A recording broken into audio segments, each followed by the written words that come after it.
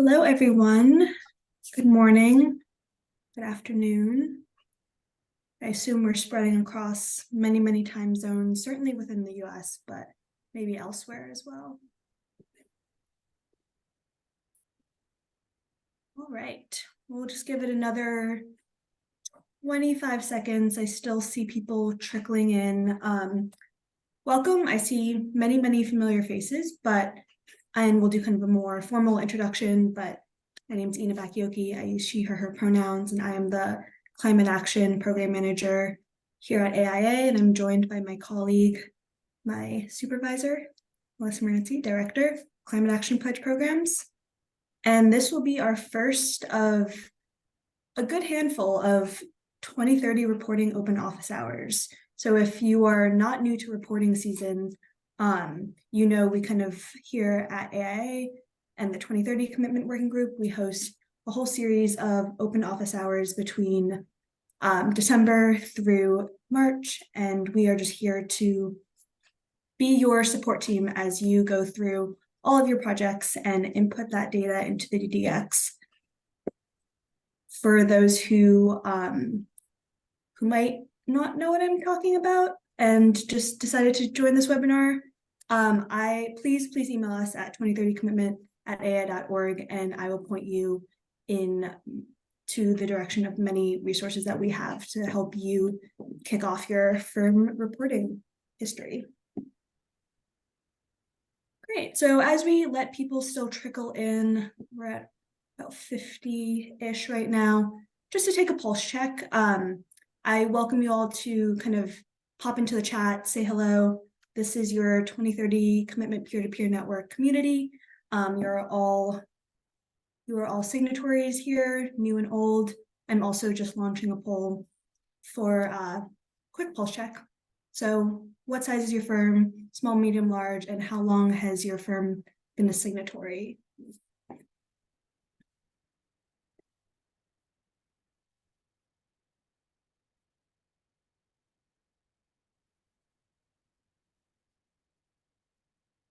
And I will give it about 5 more seconds and show the results just in case we're curious.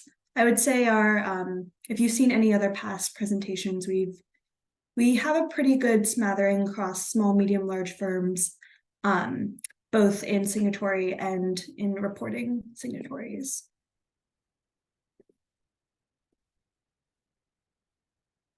All right.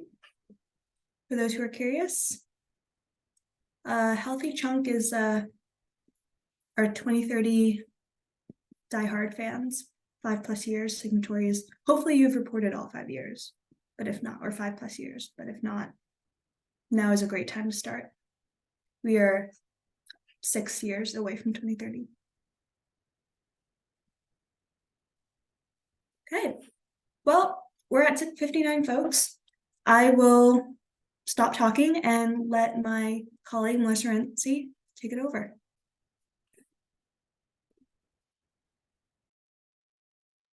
Thank you, Ina. All right, so this is primarily going through updates that we've made to the DDX in our off season, and what you're going to be looking at and considering during your reporting for the year 2023.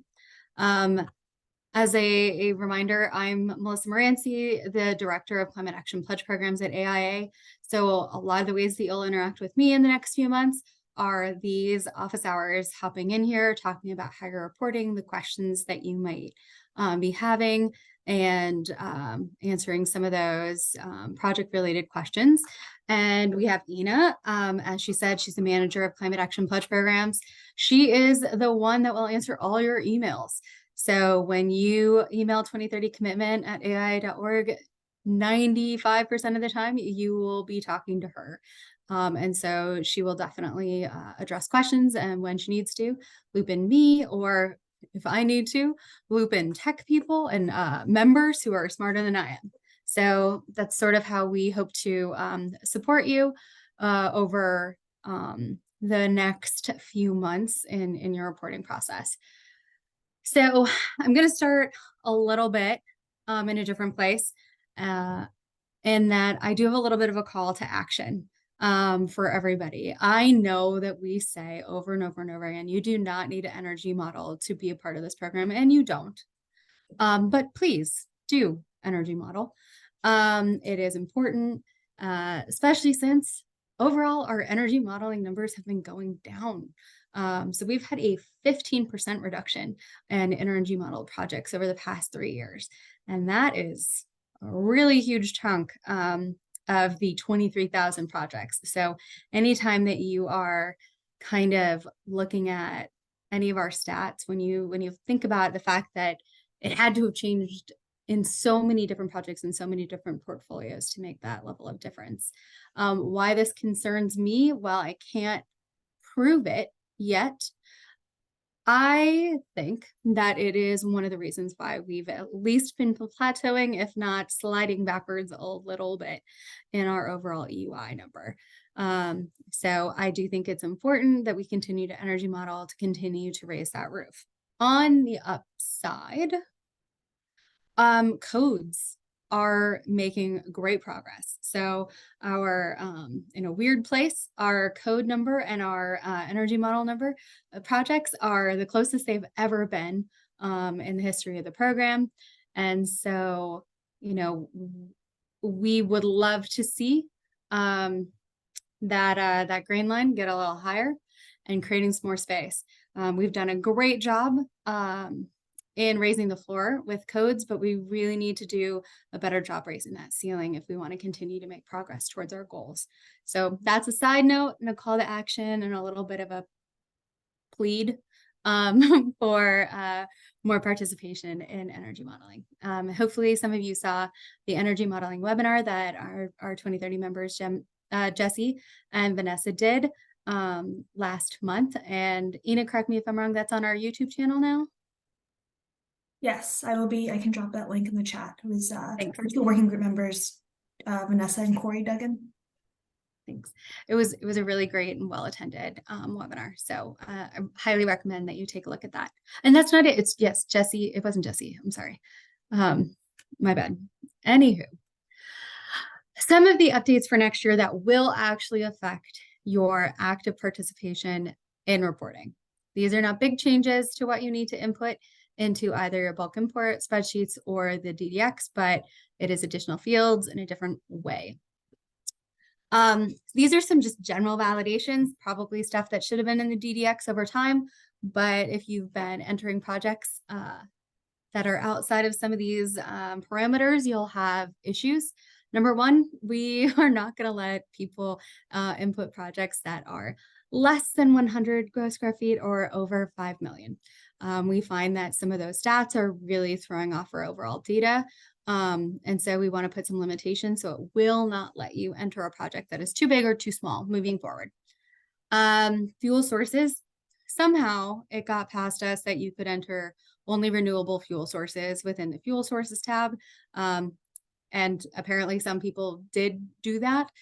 You cannot do that anymore. You have to add either grid electricity or gas or some other kind of fuel source to show the demand of the energy that your building will use. So that gross EUI number of what the demand is before you can add renewables to get your net EUI number. So, I'm sure none of you meant to do that on purpose. So, I don't think it was a huge group, but a nice little limitation there. Another one, a limit to the LPD size. We found that there were some really big outliers in LPDs, and we have put a cap on that of you can put in an LPD between 0 and 5. And so hopefully that will, again, really cut down on some of our outlier data, kind of skewing numbers a bit. So, if we get a 35 in an LPD, that's really going to make our data less valuable. And this one's just a warning. It won't preclude you from submitting the data, but if you are putting in a PEUI that is double the size of the baseline, you will get a little warning that it's going to say, are you sure? I don't want to, maybe there is something different about this project that does justify that. So we're not going to put a full on limitation there, but you will get a warning, a little red text that is double checking. So a lot of these are just mistakes that people are making, and we're really trying to make sure that those mistakes don't cause us data validation issues moving forward. Another area is the other. So energy modeling. Apparently, we have 1.2 billion square feet of other projects in energy modeling. We're going to need you to tell us what it is moving forward. So, it is helpful for us to understand the tools that people are using and the work that is being done. It is helpful to our overall relationship with DOE in that they find that information very valuable. And so if you put in other, you will get a little box and it will ask you to put a text in there. And hopefully that is the name of your energy modeling tool. That way we can make sure that this data is valuable to us and valuable to our DOE partners. If it were, if other were just somewhere in the middle of that graph, it'd be a different story. But the fact that it wins by like a ton, we definitely need to work on that. This is also true of our embodied carbon data. So we will also be requiring you to fill in what the other tool is in embodied carbon. While not as dramatic, we are having the same issues over there. Other is the #1 used tool for energy modeling and embodied carbon. So we're definitely going to try to curb that one.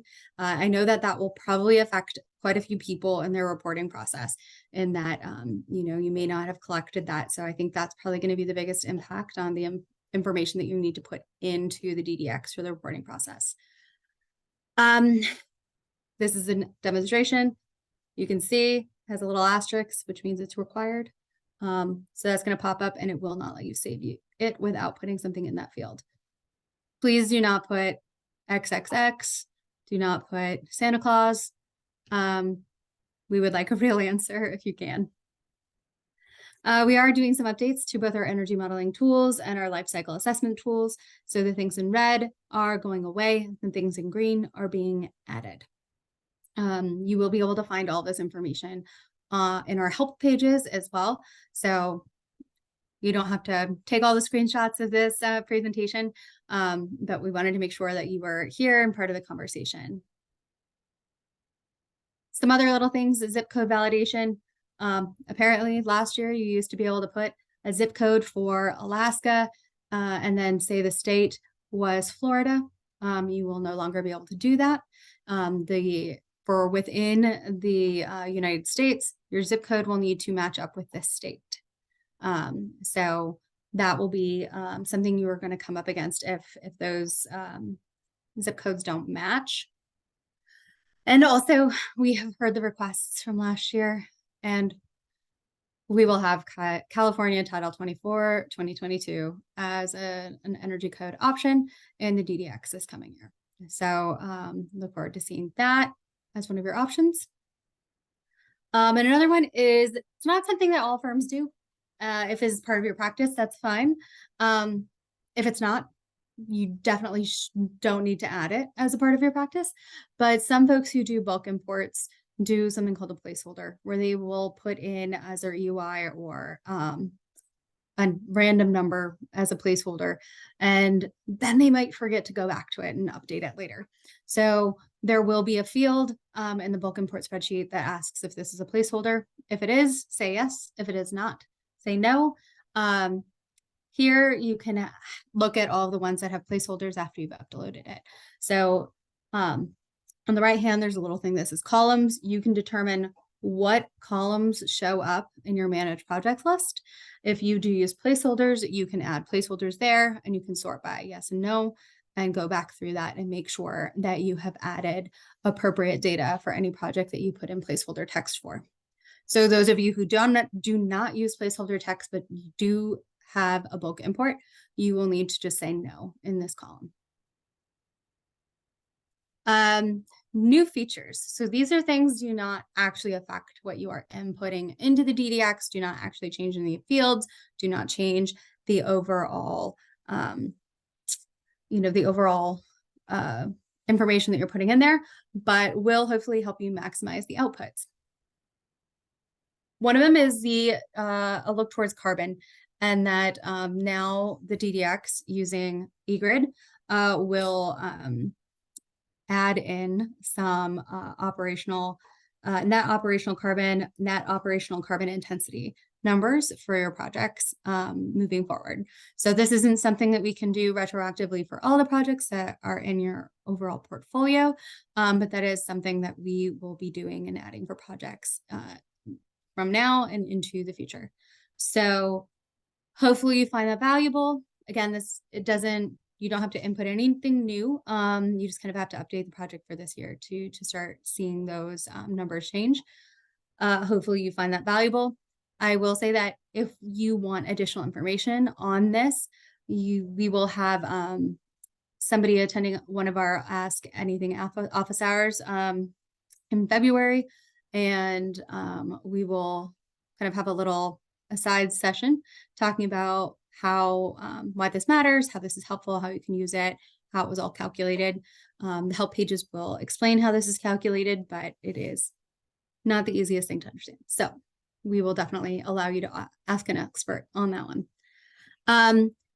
This one you won't actually find in the current DDX. It's still in staging and still being perfected, but we have brought back the research tab. It is different than it was previously.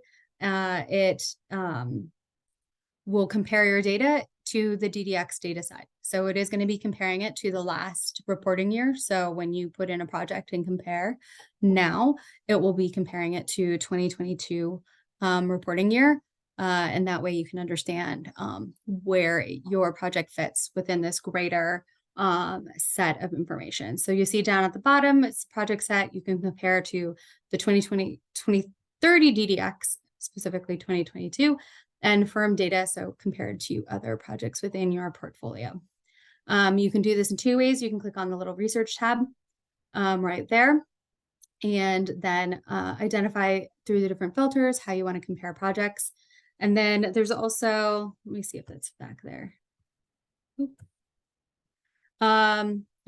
you can't see there, but we have another place where you can compare projects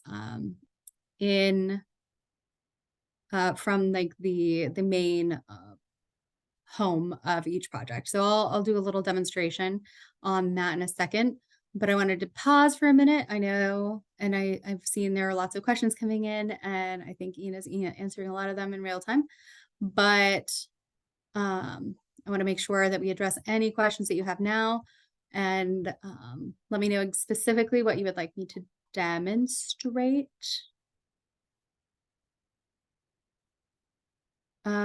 It looks like embodied carbon entry is now without the previous conversion to M2. So meters squared. All right, let's hop over. So if we are looking at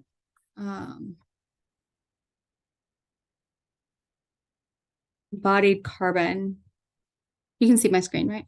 So, and it's reporting platform. Yep. Okay. Double checking. All right. So if you put in embodied carbon, our field is kilograms of CO2e per meter squared. What do you mean with, I'm going to have to ask Vicki if you can clarify your question, because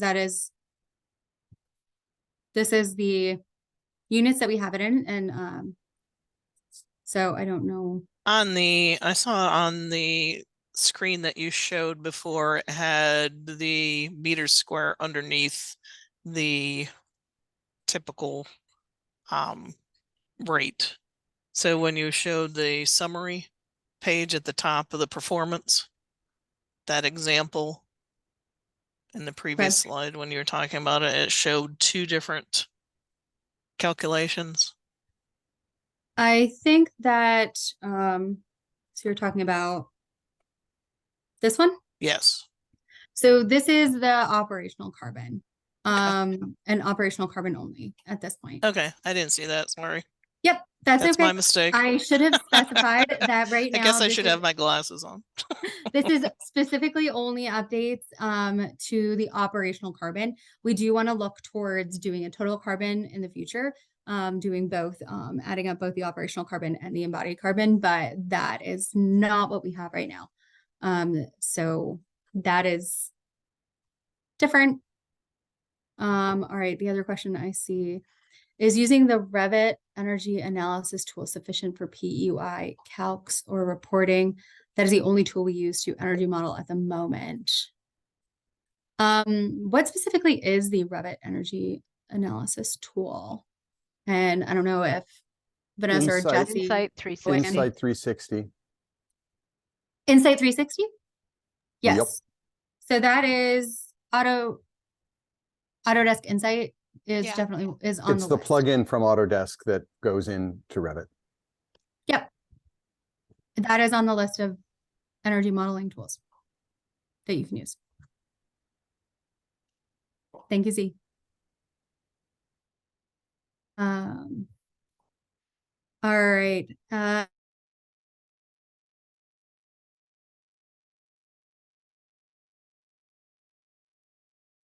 Has there been any thought to coordinate terms?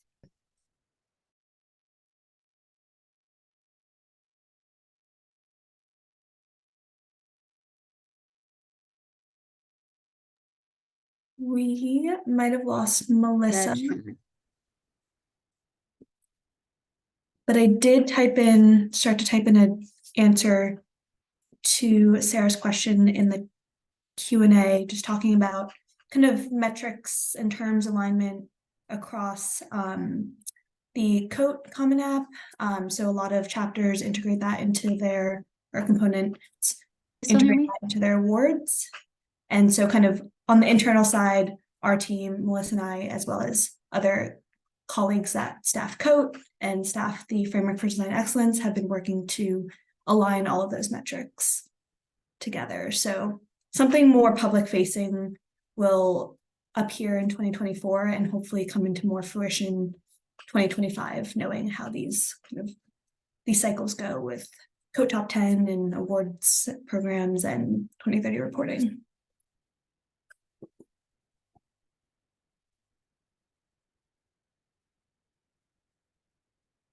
All right.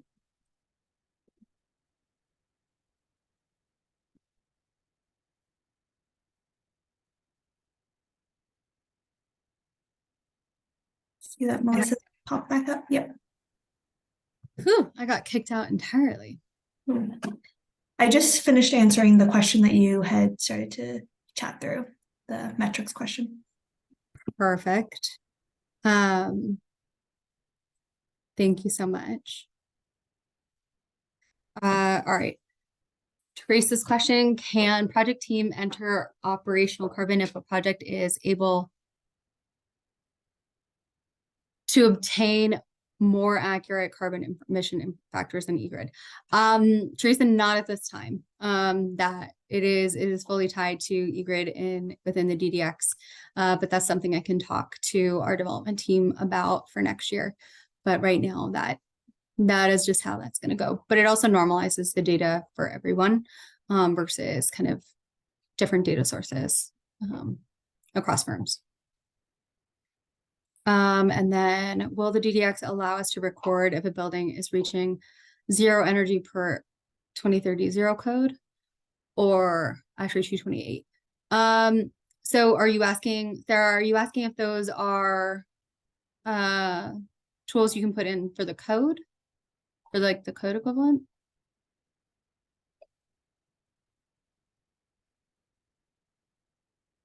I guess I'm just trying to see if they will align, like the calculations that are done for ASHRAE and the zero code. You know, can you use this as a baseline, or can you use it to help you understand if you're going to reach zero? You know, calculates all the energy used, all the renewables, all the refrigerant leakage, even transportation energy. We don't have a place for transportation or refrigerants at this time. So right now we are solely only tracking operational carbon and embodied carbon. And so those are a little bit outside of our scope at the moment. Okay. Thank you. Thanks. Um,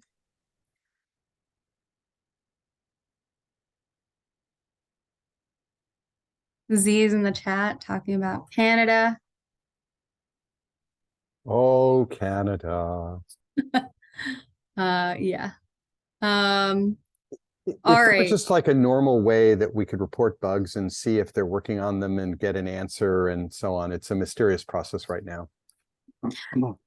What I Yeah. don't need to do is, what I haven't done yet is try to just enter the project again as a different project and just let go of the things. But Z, the issue that you pointed out a couple months ago, it got caught up in our development process and it was not prioritized over some of the DOE work, but it is currently being worked on and is in staging to have that particular bug fixed. So hopefully that will be in production next week. very good.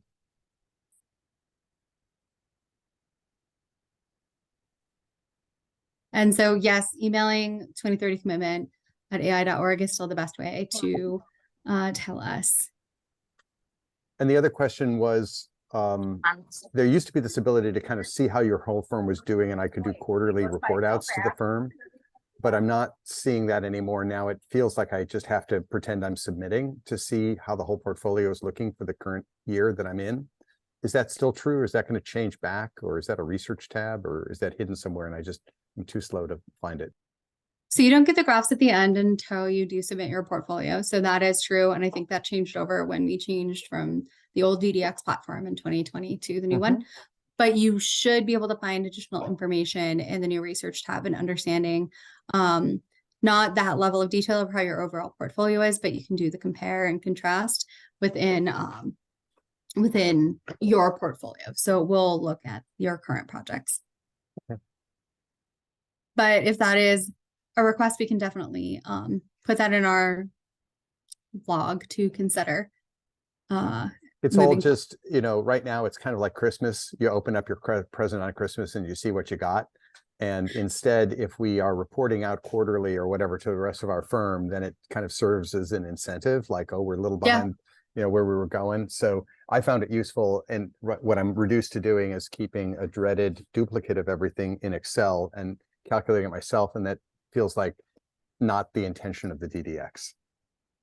That is a really great example of why that would be valuable.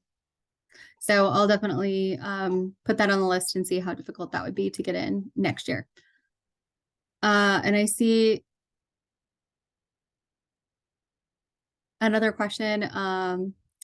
eGrid doesn't cover Canada or regions outside the US. How will the DDX estimate operational emissions for international projects? Unfortunately, at this time, it will not. Our ability to do that is limited, very similar to our inability to validate outside of the country zip codes in the same way that we can do within the country. So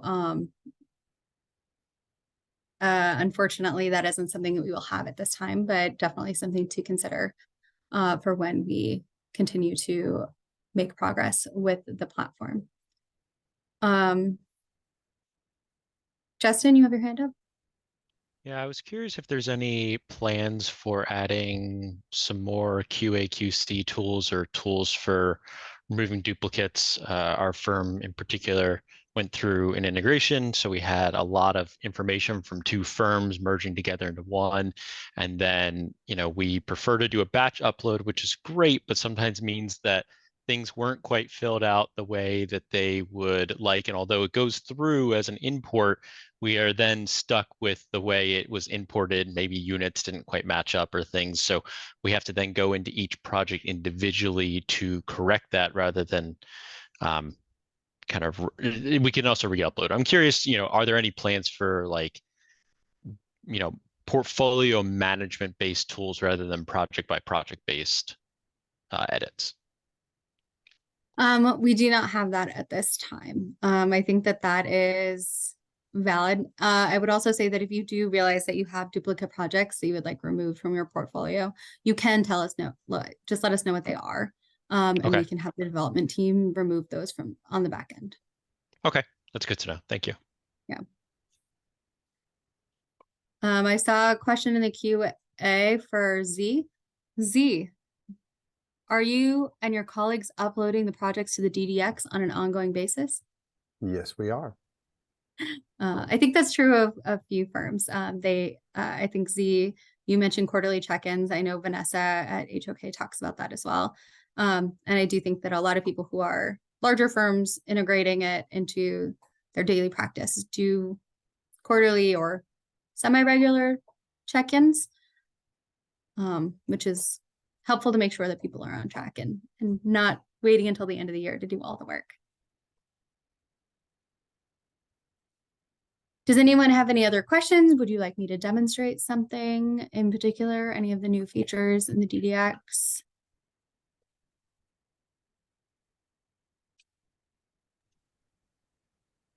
Beth? Yeah, hi.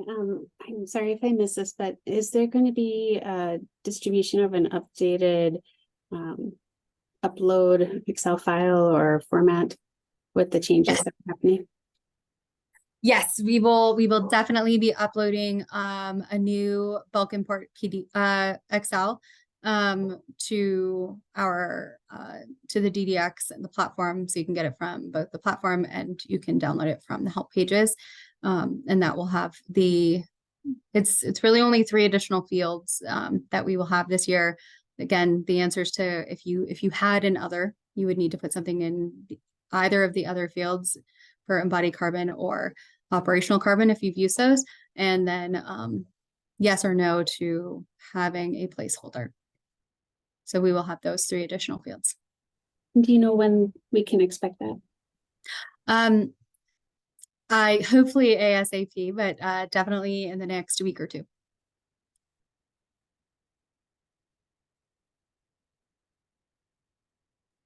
Can you show Is the there- research tab in demo, or did you say that's not available yet?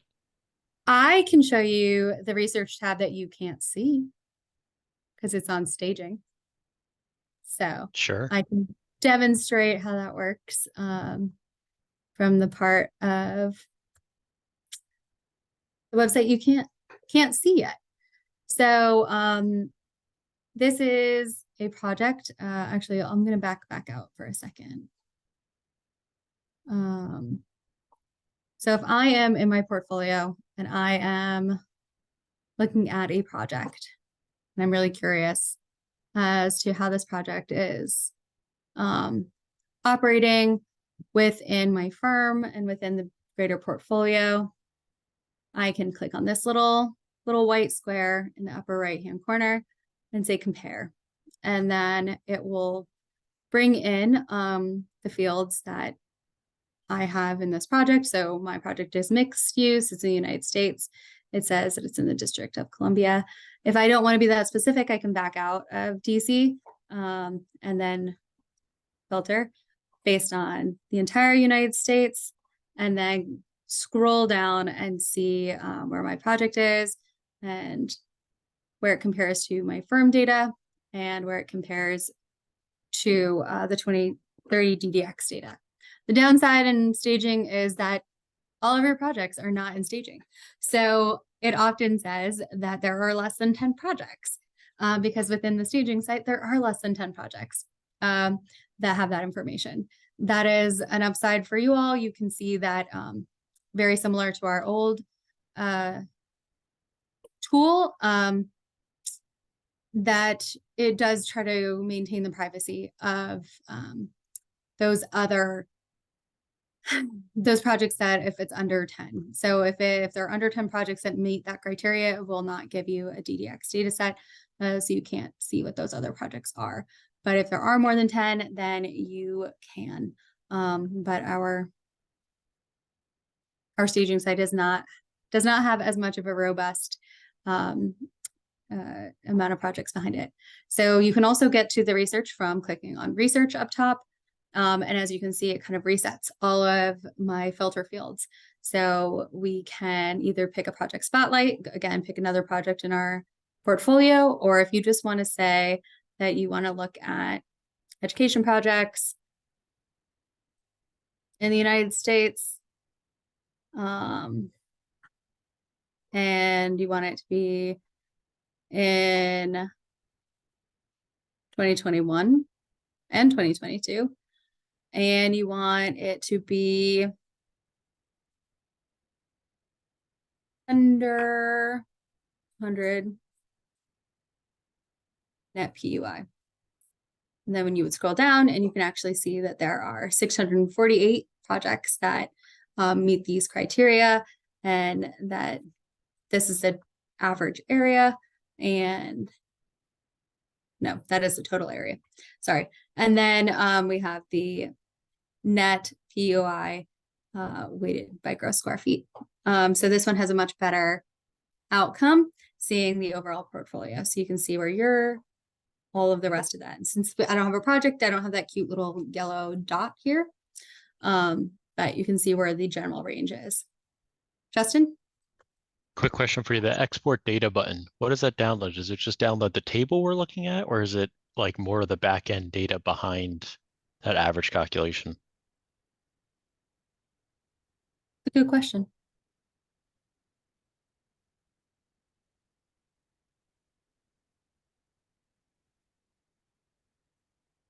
It is just going to tell you what the data is on the table in Excel Okay. format.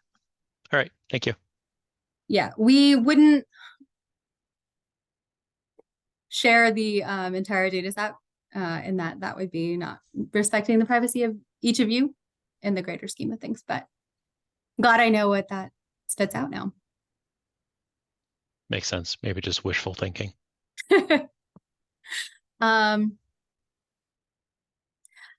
So in this data set, we're comparing is to all of the reported projects and not the working files you have not submitted yet. So within the overall DDX, you are reporting to only projects in certain years. You're not reporting to all the projects that everyone hasn't reported yet. We know there are a lot of test projects in there. And that there are a lot of idealistic projects, everything's performing at 0. And so we don't want it to pull from that bigger set of test data that everyone has. But within your portfolio, I believe it's pulling from your entire portfolio, but I actually need to compare that to the help pages. I'm not positive. The firm data pulls from your whole portfolio unless you have otherwise specified the fields above. So when I said that it was these, does that mean it's only according to mine? Correct. Perfect. It's only pulling your 22 and 21 projects in correlation with what's in the DDX, like as a whole. Yep. Thank you, Vanessa. All right. Do we have data center and aviation projects in the research section? That's a good question. No. We will only have the projects that we have use types for in the rest of the GDX. So if it doesn't have a use type, it will not have a place in research either, unfortunately.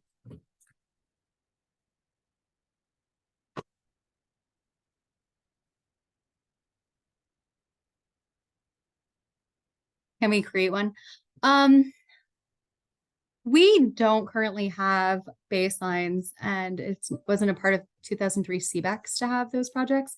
So we can definitely figure out, not in the near term, but it's something we can always look at in the future. But we have always been looking for the entire 12 or 13 years of this program at a very specific set of use types. And we have not skewed away from that because we wouldn't have the same baselines without that. And You want to Melissa, add anything, I think Vanessa? I was gonna say it's highly possible. I think data centers will come Yeah. along for aviation.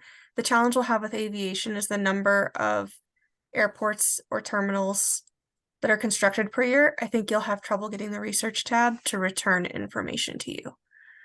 But I think data centers may be coming quicker than we think. Yeah, and I do think we have data centers in there. But let's see what that gives us. There are enough data centers. Okay, I couldn't But- remember if we had it in there now or not. I don't. Aviation isn't one, and I think we would struggle to create a full enough Yeah. data set to get one. Yeah, I agree. I think that apparently these data centers are the best performing data centers out there, though.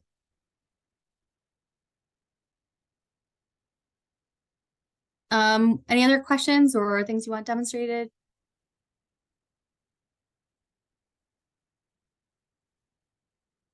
Everyone is ready to go in for their 2023 reporting. When did you say the actual rollout of the thing that's being staged is? So everything, or a lot of the things aside from the research is already out. So the carbon information is already on the production site. The zip code is already out on production. Some of my validations of the square footage in LPD are not in production, and neither is research. So everything else should be out. I think we're aiming to get those into production late next week. So they should be out the week of the 18th. A little later than our goal and our normal. But we definitely took on a lot with working with the DOE this fall to get this work done. And so if anyone does see anyone from DOE, say thank you, as they were great partners in this work and funded most of it. So very thankful to them for helping us with these enhancements.